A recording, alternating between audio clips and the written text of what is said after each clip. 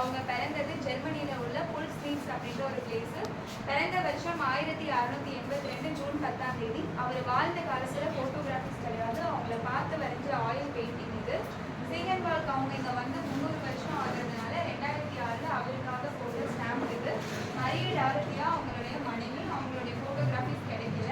அவருக்கு 3 சன் பிறந்திருக்காங்க. அவங்களுடைய ஃபேமிலி டீட்டெயில்ஸ் ஃபுல்லாகவே இது. சீகன்பார்க் அவங்களுக்கு ஜெர்மனியில் உள்ள செயின்ட் நிக்கோலைன்ற சர்ச்சில் அவர் குழந்தையா இருக்கும்போது அவருக்கு தெளிப்பு ஞானஸ்தானம் சொல்கிறதுக்காக பயன்படுத்தின வெசல் இது.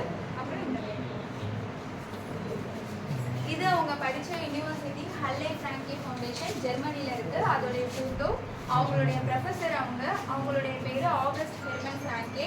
அவங்க தான் சீகன்பார்க் அவங்களுக்கு வந்து தியாலஜி டீச் பண்ணியிருக்காங்க. 1620 தரங்கம்பாடி டு தஞ்சாவூர் போகிறதுக்கான ரூட்டினுடைய மேப் இது. சீகன்பார்க் அவங்கள டென்மார்க்குடைய கிங் 4th ஃபெட்ரிக் அவர் தான் வந்து தரங்கம்பாடிக்கு அனுப்பி வச்சுருக்காங்க. இது அவங்க வரத்துக்காக பயன்படுத்தின ஷிப்பு. அந்த ஷிப்போடைய பேர் வந்து பிரின்சஸா சோஃபியா ஹெட்விகா. அந்த ஷிப்பில் தான் வந்து 8 மாதம் ட்ராவல் பண்ணி இங்கே வந்திருக்காங்க. கிட்டத்தட்ட 222 நாள் வந்து கப்பல்லே தான் பிரயாணம் பண்ணி இங்கே வந்தாங்க. இங்கே வந்த வருஷம் வந்து 1706 ஜூலை 9 அவருடைய 24 வயசில் இங்கே வந்திருக்காங்க. இது அவங்க வரத்துக்காக பயன்படுத்தின ரூட் மேப், ட்ராவல் மேப். சீகன்பார்க் அவங்க இங்கே வரத்துக்காக பயன்படுத்தின. அப்புறம் அந்த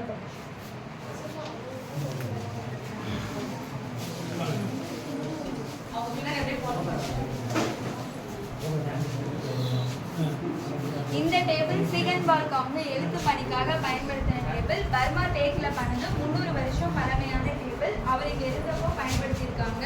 இங்கே வந்து தான் தமிழ் கற்றுக்கிட்டாங்க. அழகப்பன் அப்படிங்கிறவங்க தமிழ் கற்றுக் கொடுத்துருக்காங்க. அவங்க கிட்ட கற்றுக்கிட்ட தமிழ் புள்ளி வச்ச மெய்யெழுத்துக்கள் இருக்காது, வார்த்தைக்கு வார்த்தை இடைவெளி இருக்காது. அந்த காலத்தில் அதிகமாக பேப்பர் கிடைக்காதனால பண ஓலை பயன்படுத்தி எழுதியிருக்காங்க. பண ஓலையில் எழுத்தாணி வச்சு குத்தி குத்தி எழுதினா ஓட்டை கிழிஞ்சிருன்றதுனால புள்ளி வைக்க மாட்டாங்க. அப்படி இங்கே பிரிண்ட் பண்ண ஃபஸ்ட்டு பைபிளுடைய காப்பி இது. இந்த பைபிளில் எங்கேயுமே புள்ளி இருக்காது. ஏசு கிறிஸ்து நாதரானவர்னு போட்டிருக்கு. புள்ளி இருக்க மாதிரி இமேஜின் பண்ணி வாசிக்கணும். அந்த பைபிள் அதுக்கு அடுத்து லேட்டராக வந்து இங்கே பிரிண்ட் பண்ணியிருக்காங்க.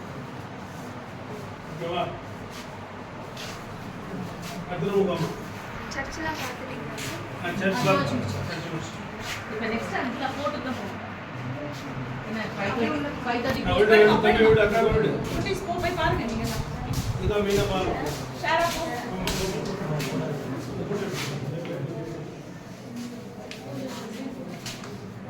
வா உள்ள வாங்க.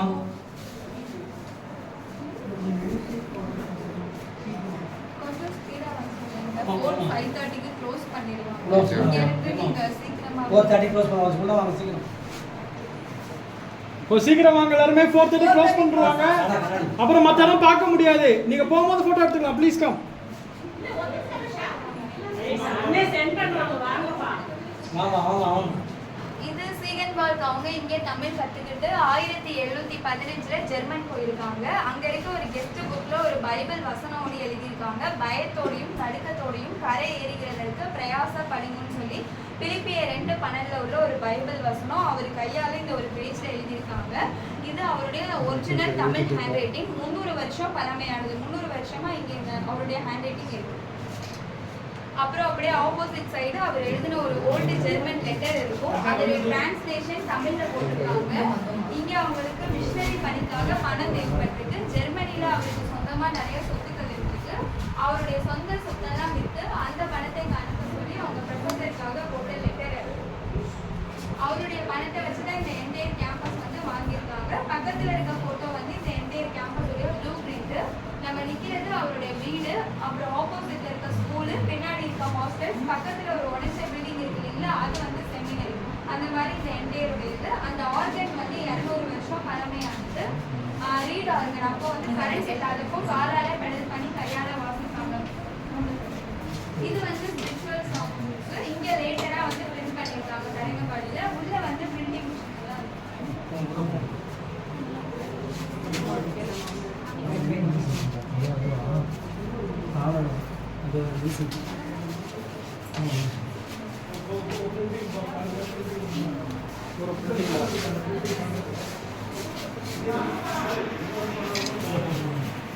பிரிண்டிங் தான் வெரி இம்பார்ட்டன்ட். வாங்க வாங்க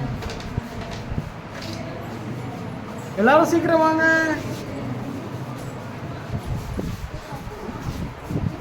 சரிம்மா சரிம்மா. சீகன் பால்க் அவங்க யூஸ் பண்ண ஃபர்ஸ்ட் பிரிண்டிங் மிஷின் இந்த போட்டோல இருக்க உடன் டைப் பிரிண்டிங் மிஷின் 1712ல ஜெர்மனில இருந்து கொண்டு வந்திருக்காங்க. இந்த மரத்தாலான அச்சியந்திரத்தை பயன்படுத்தி தான் ஃபர்ஸ்ட் வந்து தமிழ் பைபிள் பிரிண்ட் பண்ணாங்க. அந்த மிஷின் வந்து டேமேஜ் ஆயிடுச்சு 300 வருஷம் ஆனதுனால அந்த மிஷின் இப்போ இங்கே இல்லை. அதுக்கு அடுத்து வந்தது இந்த பிரிண்டிங் மிஷின். இது மிஷின் மட்டும் மெட்டல்ல இருக்கும். இதுக்கு பயன்படுத்துற எழுத்துக்கள் இந்த மாதிரி உடன் டைப் லெட்டர்ஸா இருக்கும். எல்லா எழுத்துமே இந்த மாதிரி ரிவர்ஸ்ல மிரர் இமேஜஸ்ல தான் இருக்கும். இந்த மாதிரி எழுத்துக்களை தனித்தனியா போட்டு அச்சடிப்பாங்க. இதுக்கு அடுத்தது அந்த மாதிரி டைப் மிஷின். அது மோட்டர் யூஸ் பண்ணிக்கலாம். இப்போ இருக்க மாதிரி கரண்ட் யூஸ் பண்ணி கூட பிரிண்ட் பண்ணிக்கலாம். இங்க இருக்க போட்டோஸ்லாம் வந்து 1800ல எடுத்திருக்காங்க. அப்போ இந்த பிரிண்டிங் பிரஸ்ல ஒர்க் பண்ணவங்களுடைய போட்டோகிராஃப்ஸ், ரைட்டிங், டிரான்ஸ்லேஷன், அப்புறம் வந்து லெட்டர் கம்போஸ் பண்றது, பிரிண்ட் பண்றது, புக் பைண்ட் பண்றது, அந்த மாதிரி ஸ்டெப் பை ஸ்டெப் எடுத்திருக்காங்க. அது பேப்பர் மில்லுடைய போட்டோஸ். அப்போ இங்க பேப்பர் இல்லாததுனால ஹேண்ட்மேடா பேப்பர் இங்கே தயாரிச்சிருக்காங்க சீகன் பால்க் அவங்க. அந்த பேப்பர் மில்லுடைய போட்டோஸ். அது ப்ரூஃப் ரீடிங் மிஷின். கீழே இருக்க அந்த உடன் பாக்ஸ் வந்து பேப்பர் அரேஞ்ச் பண்ற பாக்ஸ். அந்த உடன் ஸ்டிக்ஸ் எல்லாம் வந்து லெட்டர் கம்போஸ் பண்றதுக்காக யூஸ் பண்றது. இது வந்து பேப்பர் கட்டிங் மிஷின். பக்கத்துல குட்டியா ஒரு மிஷின் இருக்கும். அது வந்து புக் பைண்டிங் மிஷின். இந்த மிஷின் வந்து இன்னும் ஒர்க்கிங்ல இருக்கு. இதுல டெமோ பார்க்கலாம்.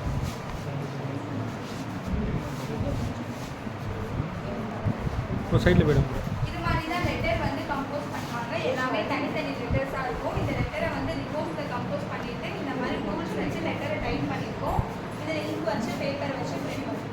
சார் டெமோ ஒரு டைம் தான் பண்ண முடியும். அதனால எல்லாருமே வந்து பார்க்க சொல்லி எல்லாரும் ப்ளீஸ் வந்துருங்க, டெமோ பண்றாங்க. பழைய மிஷினை திரும்ப பண்ணி ஏய், வாங்கய்யா. கொடுத்தீங்கன்னா அவ்வளோதான், எல்லாரும் வந்துட்டாங்க. நல்லா வச்சுருக்கேன்.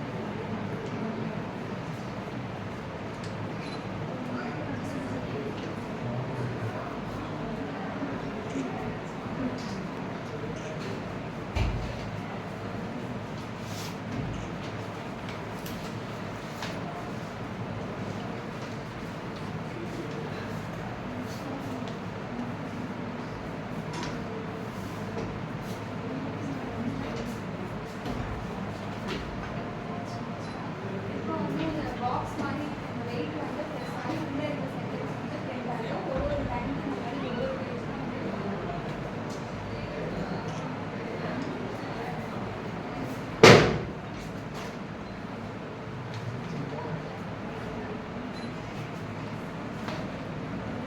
இந்த மாதிரி ஒரு டைம்க்கு ஒரு பேஜஸ் தான். இந்த மாதிரி ஒரு பேஜ் தான் ஃபுல் பைபிள் புக்ஸ் எல்லாமே வந்து பிரிண்ட் பண்ணிருக்காங்க.